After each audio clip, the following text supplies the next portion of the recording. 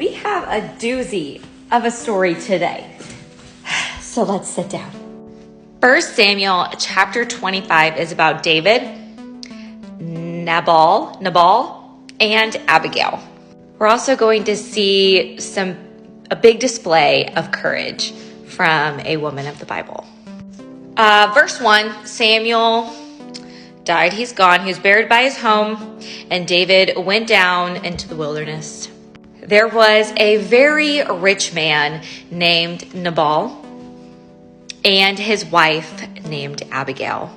Now, later in this chapter, we will see that Nabal's name actually means stupid or foolish. Let's find out why.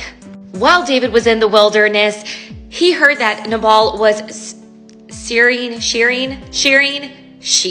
That's what he was doing. Sheep shearing, say that 10 times fast, was a time of festivity as well as work. So David sent his servants to Nabal, and Nabal, and asked him for exactly, as ask your young men and they will tell you, so let my young men find favor with you, for we have come on a feast day. Please give whatever you have on hand to your servants and to your son David. David's men went and asked Nabal these questions, and he was rude.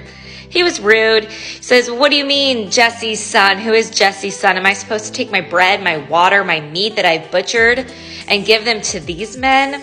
No, he rejected them. So these men went back and told David, and David was like, that was rude. I'm going to go take vengeance on myself. And he said, I'm not going to let any male survive. So he was very upset. Now, Abigail heard that this was happening, and she was like, nope. I need to go collect bread, 2 clay jars of wine, 5 butchered sheep, a bushel of roasted grain, 100 clusters of raisins, and 200 cakes of pressed figs, and loaded them onto donkeys. She met with David, knelt at his feet, and said, the guilt is mine, my lord, but please let your servant speak to you directly. Listen to the words of your servant. My lord should pay no attention to this worthless fool Nabal, for he lives up to his name. His name means stupid, and stupidity is all he knows. It's awesome. David spares Nabal and his men, and when Abigail came home, he was a little drunk and disorderly, so she waited until he sobered up. She told him what happened, and he had a stroke or a heart attack, and then the Lord killed him.